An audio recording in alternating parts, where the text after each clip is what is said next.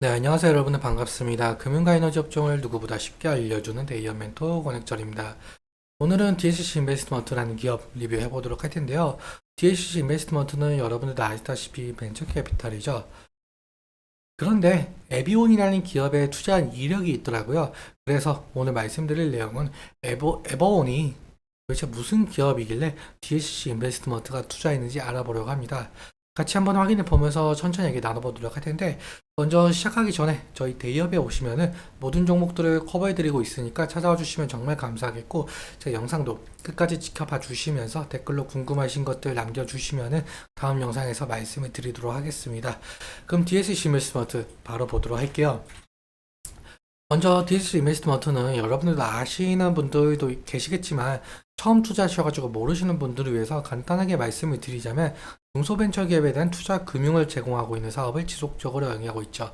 즉 기술력이 높지만 자본과 경영 여건이 취약한 기업 설립 초기 단계에 있는 벤처기업에게 대출이 아닌 지분 투자 방식으로 추후 인수합병, 상장 등을 통해서 투자 자금을 회수하고 있는 사업을 진행을 하고 있죠. 투자 방법에는 크게 두 가지 정도가 있는데, 먼저 투자 조합 같은 경우는 펀드와 마찬가지로 개인, 기관, 정부, 그리고 중소기업 창업투자회사, 여기서는 DSC 인베스트먼트가 될 수가 있겠죠. 여기 있는 것들을 자금을 모두 모아서 벤처기업에게 투자를 하는 것을 투자조합이라고 말을 하고 있고, 직접 투자 같은 경우는 말 그대로 DSC 인베스트먼트가 벤처기업에게 직접 투자를 하는 것이겠죠. 보통적으로 투자조합 같은 경우는 사업보고서에서 어느 정도 어느 기업에게 투자했는지 추측이 가능한 형편이지만, 직접 투자 같은 경우는 뉴스 기사로만 접할 수 있어서 찾기가 상당히 힘든 부분이 있습니다. 다음으로 넘어가서 여러분들도 아시다시피 벤처기업들은 경제적 자금이 상당히 부족한 상태여서 외부 투자 유치가 필수적인데요. 투자 유치는 한 번으로 끝나는 것이 아니라 여러 단계에 걸쳐서 시행이 되고 있죠. 시리즈 A 같은 경우는 서비스 오픈하기 위한 준비 단계에서 받는 투자. 사실 이 단계까지 오지 못하고 망하는 기업들이 너무나도 많아서 여기 이 구간을 죽음의 계곡, 데스밸리라고 표현을 하고 있습니다. 시리즈 B 같은 경우는 사업 확장을 하기 위해서 추가로 받는 투자 단계, 시리즈 C부터는 스케일업을 가속하기 위한 단계로, 대부분 벤처기업들은 시리즈 C 단계에서 외부 투자를 마무리 짓고 안정적인 수익 구조를 만들기 위해서 노력하는 단계로 넘어가게 되죠.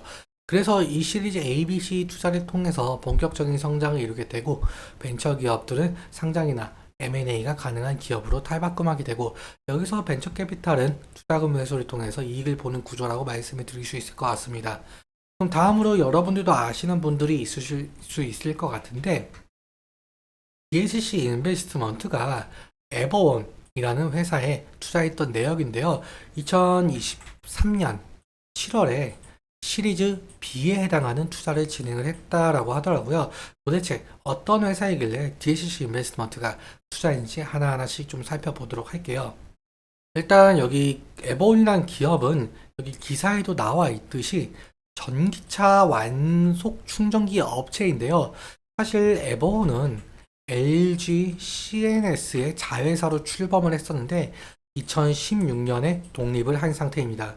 그리고 에버온은 현재 파워큐브, 차지비와 함께 국내 완속 충전기 업체 빅3로 꼽히고 있는데요.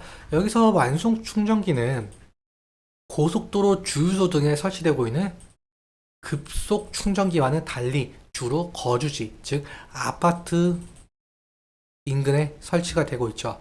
좀 더 정리해서 말씀을 드리자면 결국 DSC 인베스트먼트가 각광을 받으려면 여기 에버온이라는 회사가 성장을 해야 한다는 소리가 될 수가 있을 것 같은데, 그렇다면 에버온이 성장을 하려면 어떤 모멘텀을 가져야 할지 함께 알아보도록 할게요.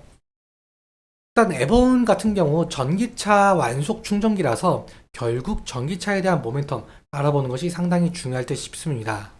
일단 여러분들도 아시다시피 2023년 한 해 동안 전기차, 그리고 전기차에 들어가는 2차 전지에 대한 기업들이 상당한 관심을 받았었죠. 이는 이유가 있는데, 유럽, 그리고 북미, 우리나라도 마찬가지로 전 세계적으로 2035년 이후부터는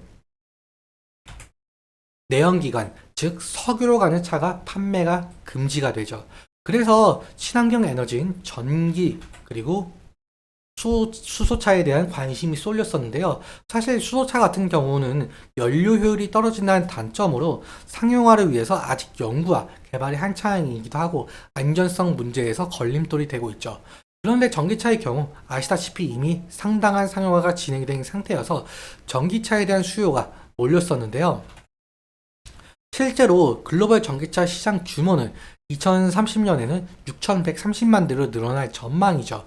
하지만 전기차에 대한 수요는 증가하고 있는 데 반해서 전기차에 대한 인프라는 상당히 부족한 상태이죠.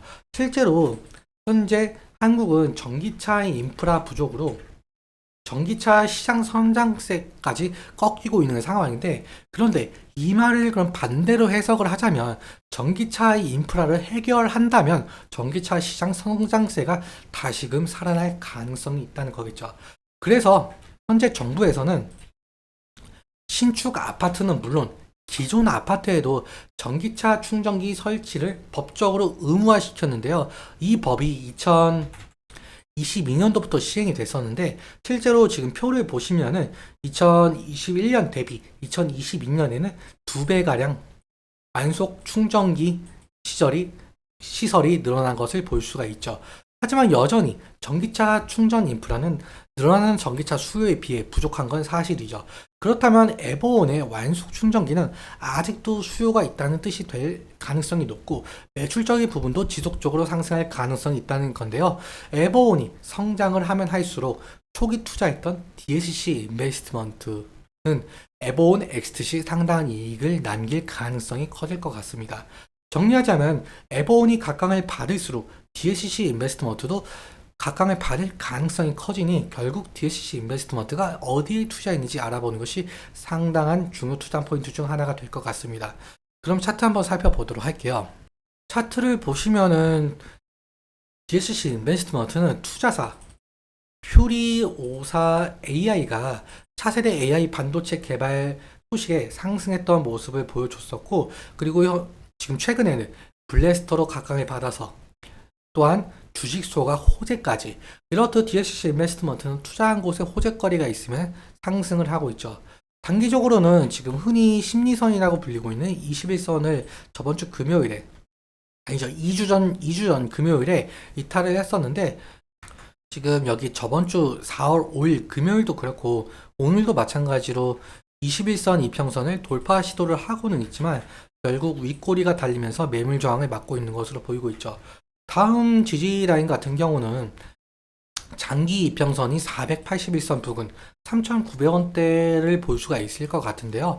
과거 저항대였지만 최근에는 지금 이 부근에서 지지를 받고 있는 것으로 보이고 있죠. 그래서 상승 시에는 지속적으로 5,000원 부근대를 돌파해주지 못하고 있는 모습을 보여주고 있는데요. 투자한 곳에 호재 이슈로 만약 거래 대금이 들어오게 된다면 이 부분에 대한 매물 소화가 진행이 되면서 저항대를 돌파해주는지가 관건으로 보이고 있습니다. 저항대를 돌파를 한다면 다시금 상승 추세로 넘어갈 가능성도 배제할 수는 없을 것 같습니다. 오늘 내용 간략하게 정리하자면 DSC 인베스트먼트는 벤처캐피탈이기에 앞으로 어디에 투자했는지 그리고 어디를 엑스트할 것인지에 대해서 상당히 중요하죠. 이 부분에 대해서는 제가 지속적으로 영상 제작해서 말씀을 드리도록 하겠습니다. 오늘은 여기까지 말씀을 드리면서 오늘 내용 도움되셨다면 구독과 좋아요 부탁드리고, 말씀드린 내용과 차트적인 부분에 대해서는 제 개인적인 견해가 있을 수밖에 없기 때문에 여러분들의 주관적인 견해와 함께 투자를 하여 현명한 선택하셨으면 좋겠습니다. 오늘도 시청해주셔서 너무 감사하고 지금까지 멘토 권혁철이었습니다. 감사합니다.